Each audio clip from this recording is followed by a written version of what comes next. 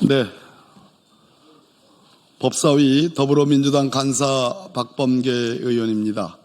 제 왼쪽으로 박희승 의원님, 고맙습니다. 이성윤 의원님, 죄송합니다.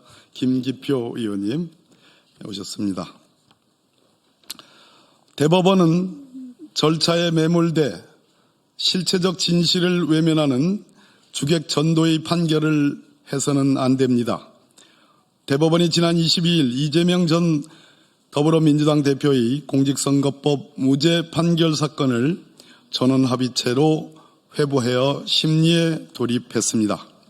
대법원은 이날 오전 해당 사건을 2부의 배당 박영재 대법관을 주심으로 배정한 이후 즉시 전원합의체로 보냈습니다.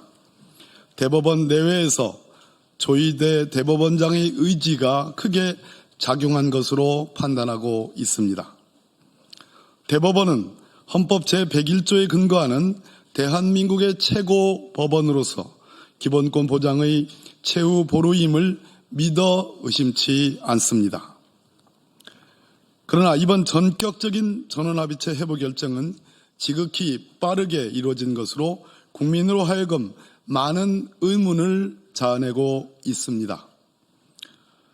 대법원 법원행정처는 지난해 9월 말 선거법 재판기한 준수를 의미하는 소위 633 조항을 지켜달라고 전국 법원에 권고한 바 있습니다. 이 역시 조 대법원장의 평소 지론이 반영된 것으로 보입니다. 재판기간 준수를 통한 신속한 재판은 존중되어야 할 원칙이지만 그 자체가 목적일 수는 없습니다. 해당 사건은 1, 2심 법정 재판 기간을 훨씬 넘겨 선고되고 유죄와 무죄로 갈린 바 있습니다. 대법원 재판부는 선 소부, 후 전합체 심리 판결이 기본입니다. 소부에서 심리한 이후 법리적 해석이 중대하거나 판례 변경 및 사회적 이목을 끄는 중요 사건 등 필요한 사안에 한해 예외적으로 전원합의체에 회부하는 것이 원칙입니다. 이번 사건은 여러 직간접적 법률적 쟁점이 있는 사건으로 전원합의체 회부는 예견됐고 이해할 수 있는 일입니다. 하지만 마치 처음부터 전합체 회부를 염두에 두고 소부심리를 형식적으로 지나친 것은 그간 목격하지 못한 관행이며 예외적인 패턴입니다. 따라서 국민은 법리적 측면보다는 정치적 고려에 의한 결정이 아닌지 의심하고 있습니다. 대법원은 국민의 주권행사가 임박한 시점, 즉 현직 대통령 파면에 의한 대통령 보궐선거를 앞두고 원칙을 앞세워 또 다른 변침을 시도한 셈입니다.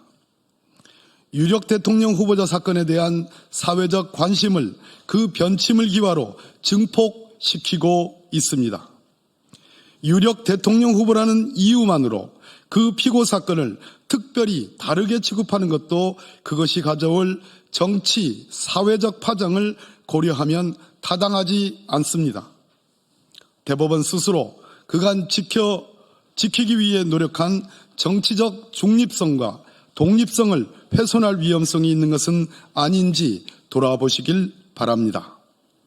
재판기간 내 선고라는 절차에 매몰돼 실체적 진실을 외면하는 주객전도의 판결이 있어서는 결코 안 됩니다.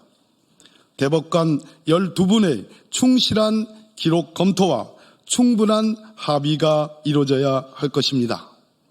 국민들은 이 점을 똑똑히 지켜볼 것입니다. 2025년 4월 23일 국회 법제사법위원회 더불어민주당 조국혁신당 위원 일동입니다.